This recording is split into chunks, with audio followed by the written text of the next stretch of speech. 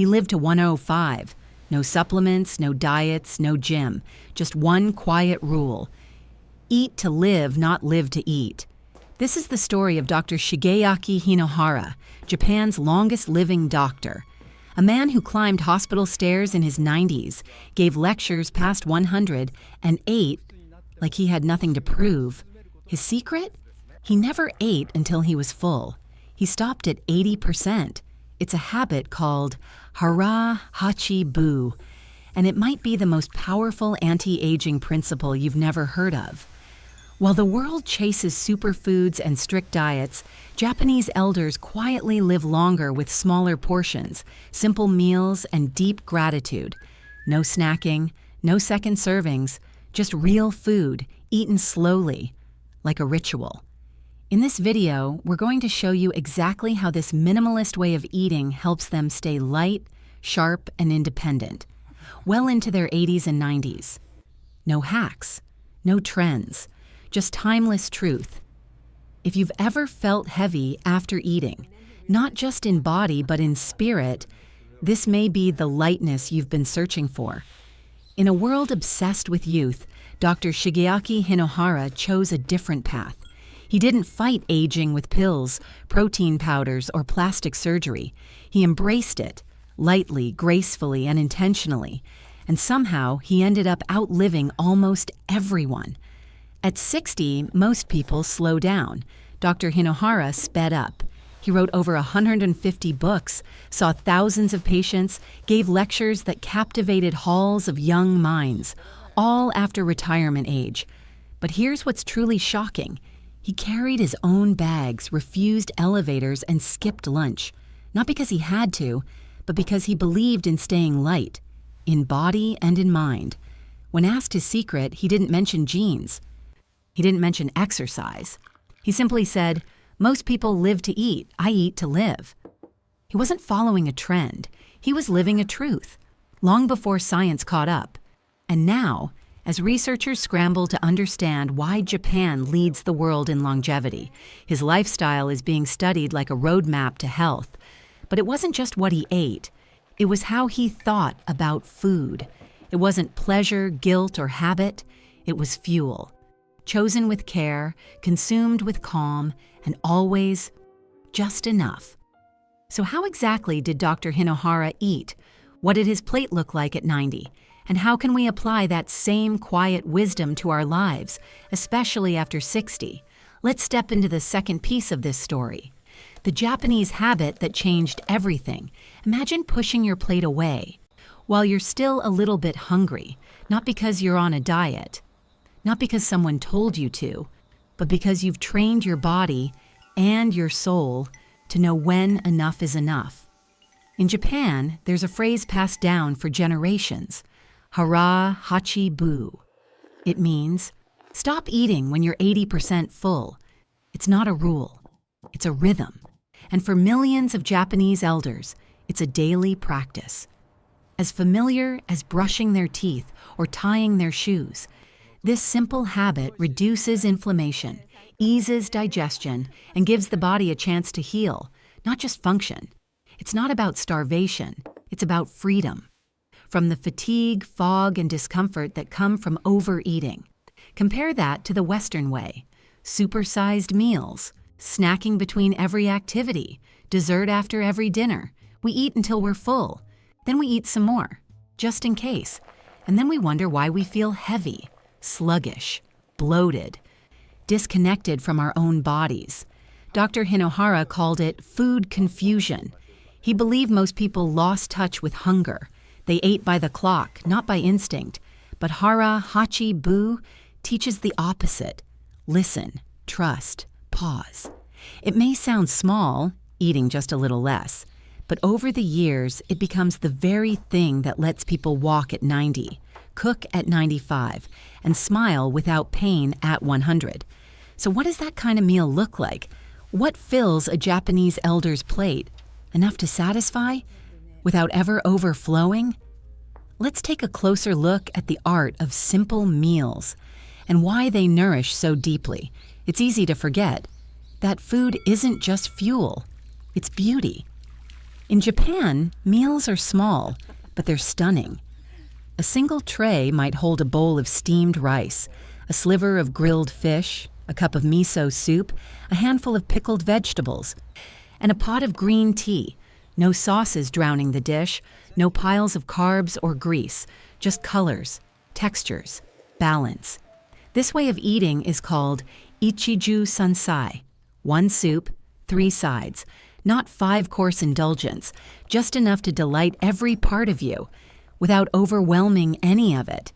Each bite is thoughtful, each plate is small, and somehow, every meal feels complete. There's no main dish, there's no rush, there's no eating while standing or scrolling.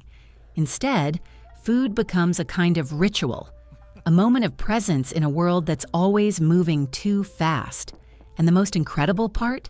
These meals aren't expensive. They aren't made by celebrity chefs. They're prepared by the hands of grandmothers in kitchens filled with steam, silence, and stories. No calorie counting, no macronutrient apps, just an intuitive sense of what feels right. Dr. Hinohara didn't weigh his food. He weighed how he felt after eating it. Light, energized, clear, good. Heavy, sluggish, sleepy, change something. That's the essence of simple eating. It isn't passive, it's deeply wise.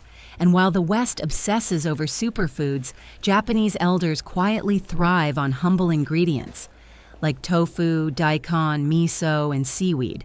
Not because they're trendy, but because they've worked for centuries. So the question becomes, what if you could feel full, not from eating more, but from eating better? That brings us to a deeper truth. Food isn't just about ingredients. It's about the relationship we have with our plate. And nowhere is that relationship more powerful than in how Japanese elders treat eating as an act of self-respect. Let's explore that next. Somewhere along the way, we stopped eating to feel alive and started eating to feel distracted. We snack when we're bored. We eat when we're sad. We reach for sugar when we're tired, and caffeine when we've had too much sugar. But in Japan, especially among the elders, food is not an escape. It's a return to self, to balance, to meaning. Take Mrs. Tanaka, a 92-year-old woman in Okinawa. Every morning she rises with the sun, tends to her small garden of herbs and greens, boils her own miso broth, and prepares breakfast with hands that have cooked for generations.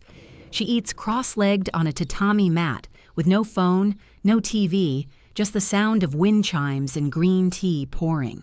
For her, cooking is not a chore. It's a rhythm of life, one that keeps her connected to her body, her memories, and her place in the world. This isn't romanticism. It's reality for millions in Japan. The act of preparing a meal, chopping vegetables, plating with care, tasting mindfully, becomes a kind of medicine. It keeps their hands nimble, their minds sharp, their spirits grounded. Meanwhile, in many Western homes, meals come from microwaves, wrappers, or drive-through windows.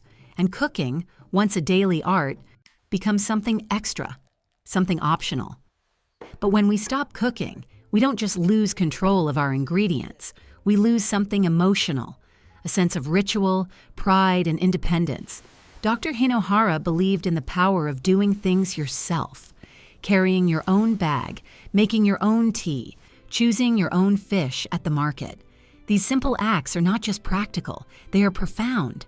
Because when you engage with your food, you re-engage with your life. And that's the real shift. From food as entertainment to food as fulfillment. But what happens when you pair this mindful eating with modern science? Let's uncover what researchers now say about why these ancient habits are saving lives. Our bodies are ancient, but our food is anything but. Walk through any grocery store today, and you'll see shelves stacked with products our grandparents wouldn't recognize. Snack bars with 37 ingredients, low-fat meals loaded with sugar, drinks that promise energy but deliver exhaustion. It's what Dr. Hinohara called modern confusion foods. We eat things made in factories, designed not to nourish, but to addict. Bright colors, perfect crunch, that bliss point of salt, fat, sugar. It feels good until it doesn't, especially after 60. Because here's the truth. As we age, our digestion slows. Our liver processes less efficiently, our cells repair more slowly, inflammation rises, and yet we keep eating like we're 25. Processed meat, sweetened coffee, snack packs, frozen dinners, late-night desserts in front of the TV. And what does the body do? It fights back, with fatigue, with bloating, with aching joints. With brain fog we chalk up to getting older. But what if it's not age? What if it's just overload? Dr. Hinohara's way was different. Simple, yes, but strategic. No long ingredient lists, no energy crashes, no mysterious flavors. If he didn't recognize it, he didn't eat it. His meals were made of real food, root vegetables, leafy greens, tofu, natto, grilled fish, seasoned gently, cooked simply, eaten slowly. And here's the miracle. His body didn't slow down because it didn't have to spend all day digesting chaos. Think of your body like an orchestra. Every organ has a rhythm, the heart, the gut, the brain. But modern food throws that rhythm off, like static in a symphony. And over time, the music gets drowned out by noise. That's why Dr. Hinohara's plate, quiet, humble, clean, wasn't just nourishment. It was alignment, a way to tune the body back to its natural pace. So if you're feeling off lately, ask not what's missing, ask what's too much. Because sometimes health isn't about adding more. It's about removing the interference.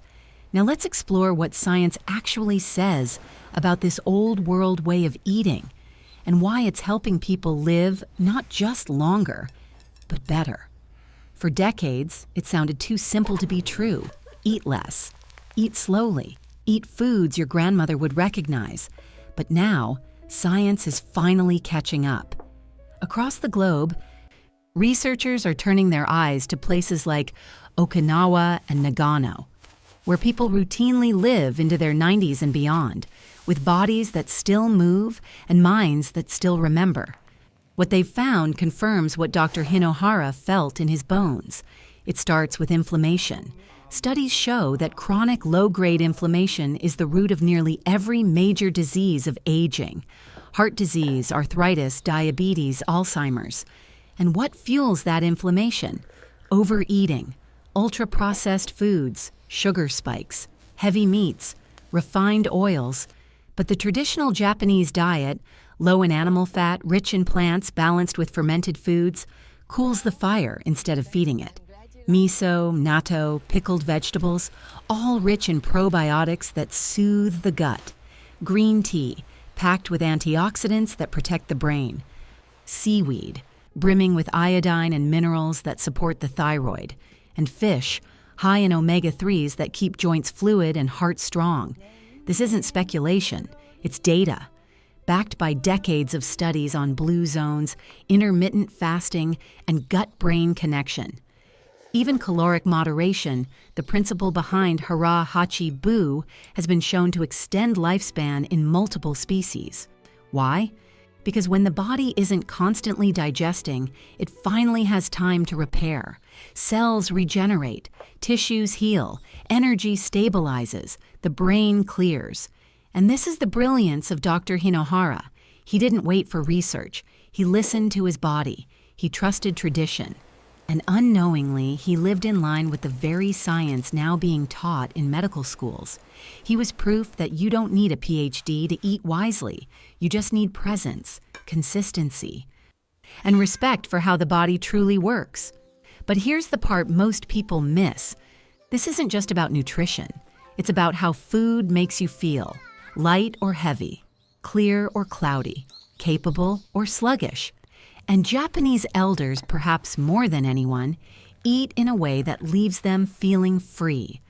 So what happens when you live like that day after day, year after year? Let's find out. By exploring why simplicity might just be the most powerful strength we have left. We often chase complexity, thinking it means progress, more vitamins, more protein, more rules, more apps tracking every bite.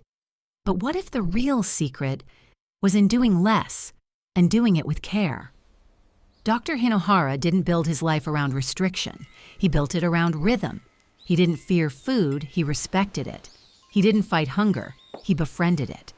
And in that simplicity, he found strength that carried him through a century. Because simplicity doesn't mean weakness, it means clarity. No decision fatigue, no guilt after meals, no cheat days. Just trust between you and your body. And the beauty is, this strength shows up in quiet ways. It's the 87-year-old in Kyoto who still walks to the market with a woven bag. The 93-year-old in Nagano who still tends her vegetable garden each morning. The 90-year-old man in Okinawa who prepares tea for his wife, just the way she likes it. Every single day, they're not defying age, they're living into it. With dignity, with grace, with lightness. Not because they bought the latest health gadget, but because they eat in a way that supports their life instead of slowing it down. And maybe that's what we've forgotten, that health isn't just about numbers. Calories, carbs, cholesterol. It's about how alive you feel when you stand up from a meal. Heavy or light, foggy or clear, drained or ready. Simplicity gives you that answer, not instantly, but quietly, meal by meal, year by year. And the good news, it's never too late to begin, which brings us to the final and most powerful question. What would happen if we stopped eating out of habit and started eating out of purpose? Let's end this journey where it matters most, with a simple plate, a quiet table, and the radical idea that maybe we already have enough. So here we are, not at the end of a video, but at the edge of a new beginning, a moment to pause, to ask, what would happen if I ate just enough and not a bite more? What would change if your next meal wasn't just about taste, but about truth? Truth about what your body needs. Truth about how you want to feel. Truth about how you want to live the years ahead. You don't need a new diet. You don't need to give up everything you love. You just need to return to awareness. Skip the third snack. Serve a little less. Chew a little longer. Sit down. Breathe. And give your body the space it's been asking for. Because eating well isn't about doing more. It's about doing less, but better. This isn't a sprint toward thinness. It's a slow, mindful walk toward freedom. Freedom from cravings, from fatigue, from the quiet burden of overeating that we've come to accept as normal. As Dr. Hinohara showed us, you don't need to fear aging. You just need to eat like you still belong to life, because you do. So the next time you prepare a meal, don't just ask what's on your plate. Ask what it's doing for your heart, your mind, and your future. And if this message brought you a moment of peace, a breath of clarity, we invite you to stay with us. Here we share the quiet wisdom of Japan, habits, stories, and meals that support a life well lived, especially after 60. And if you're curious to bring this into your own kitchen, you'll find a gentle guide in the book Healthy Japanese Cooking. It's not a diet manual, it's a companion. For those ready to nourish, not punish. You'll find the link below if your heart says yes. No pressure, just an invitation. Until then, eat with purpose, age with grace, and live lightly.